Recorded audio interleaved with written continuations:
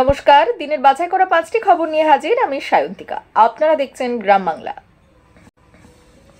অশোকনগর কামারপুর থেকে পাসপোর্ট চক্রে গ্রেপ্তার কলকাতা পুলিশের প্রাক্তন সাব ইন্সপেক্টর। অশোকনগরের কামারপুর এলাকায় বাড়ি প্রাক্তন পুলিশ কর্মীর নাম আব্দুল হাই।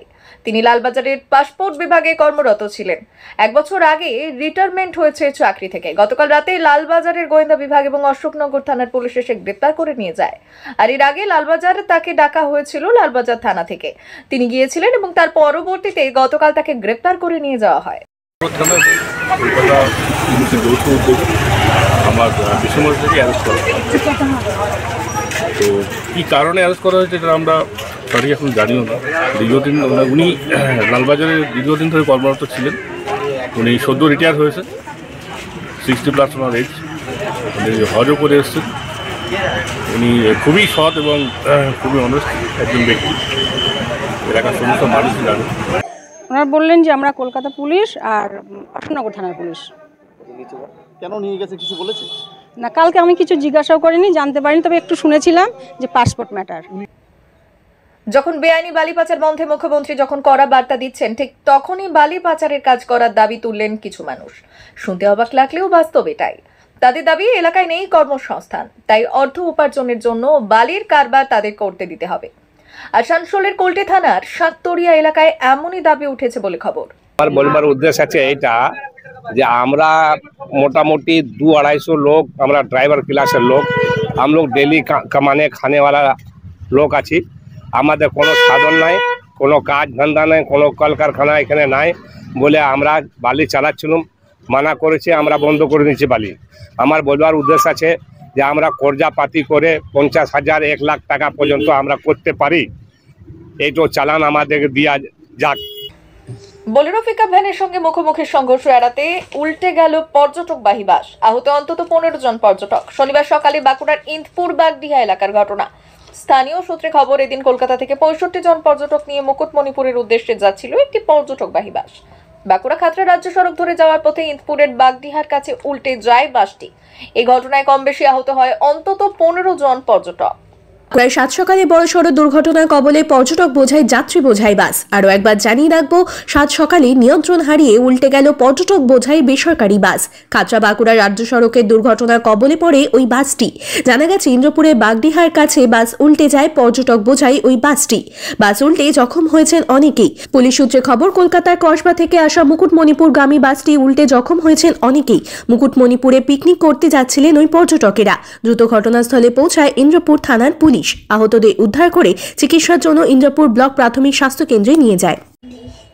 এবার ঘাটাল মাস্টার প্ল্যানের বিরুদ্ধে আন্দোলন। দাসপুরের চন্দ্রেশ্বরের খাল থেকে শিলাবতী নদীতে নতুন করে খাল খনন করে যুক্ত করা হবে, আর যার জন্য একাধিক কৃষকের কৃষি জমি নদী খননে পড়বে।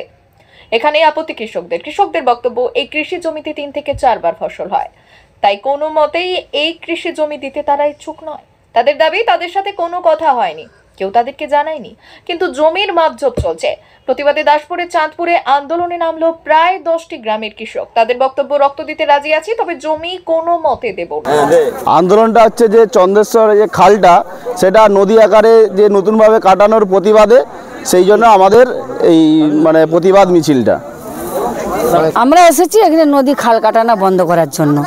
কেন অসুবিধাটা? অসুবিধা আমাদের এমনিতে সমতল জায়গা, আমরা এমনিতেই বন্যা বর্ষার জলে চারধারে জল হয়ে যাচ্ছে। ওই খালটা যখন যাবে তখন এই জলটা নিকাশি পাবেনি, না নিকাশি পাওয়ার কারণে আমাদের এটা অথল জল হয়ে যাবে। তাহলে আমরা গরু বাছুর বা মানুষজন থাকবো কোথায়, খাবো কি? আমাদের সেইটাই তো প্রবলেম। আমরা গরিব মানুষ, হ্যাঁ, আমাদের এটাই প্রবলেম। তৃণমূল কাউন্সিলর খুনের ঘটনায় ধৃত অভিজিৎ যে খুন করতে পারে তা মানতে নারাজ বাড়ির লোক। তৃণমূল কাউন্সিলর খুন হওয়ার আগের দিন রাতে বাড়ি ফেরেনি ধৃত অভিজিৎ ঘোষ। 2 তারিখ যেদিন বাবলা সরকার খুন হন, তারপর দুপুর আনুমানিক 12টা থেকে 1টা নাগাদ অভিজিৎ বাড়ি ফিরে খাওয়া দাওয়া করে, এবং তবে তার স্বাভাবিক আচরণে কোনো পরিবর্তন দেখা যায়নি। বাড়ির লোকেরা তাই জানিয়েছে। অভিজিৎ তৃণমূল কাউন্সিলরকে খুন করতে পারে বাড়ির লোক মানতে নারাজ। আর একটি পাইপের দোকানে সে কাজ করত। গত 15 দিন ধরে কাজেও যায়নি সে। আমার ছেলে তো আগে ওই একটা দোকানে প্রথমে পেট্রোল পাম্পে কাজ করতো, ও কাজটা ছেড়ে তারপরে একটা দোকানে ঢুকলো, ওই পাইপের দোকানগুলোতে ওগুলোই ঢুকলো। এই কাজটা ছাড়া হলো প্রায় 15 দিন হলো কাজটা ছেড়েছে। তারপরেই শুনছি যে এরকম আড্ডা মারে, এদিক ওদিক আড্ডা মারে, রাত 2 রাত 3 রাত, এই 25শে ডিসেম্বর থেকে 2 রাত 3 রাত ধরে আসেনি বাড়িতে, আসতো বাড়িতে খেতেও চলে যেত।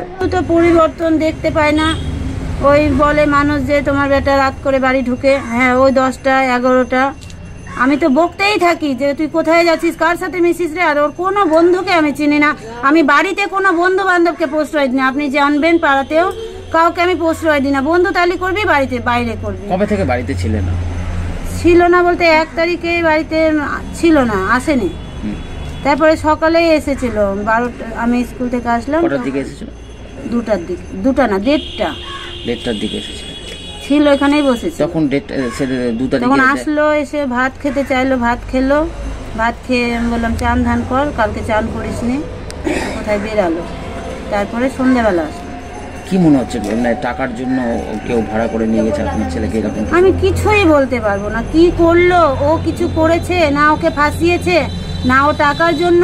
টাকা কতই বা টাকা, আর 1 লাখ 2 লাখ টাকা লাগতো, আমি লোন তুলে দিতাম। আমি লোন তুলি যে মা আমার দরকার আছে, আমি কোনো কাজ করব, আমাকে তুমি 1 লাখ টাকা দাও, তো আমি লোন তুলে তোকে দিতাম। এমনি কি নেশা টেশা করতো আপনার ছেলে? নেশা করতো শুনেছি আমি, কিন্তু মাতলামো ওরকম বাড়িতে কোনো তাহিজ করা, নেশা করে ওরকম কোনো কিছু করেনি কোনোদিন। দিনের বাছাই করা 5টি খবর নিয়ে হাজির থাকবো আমি সায়ন্তিকা, আর সঙ্গে থাকবেন আপনারা।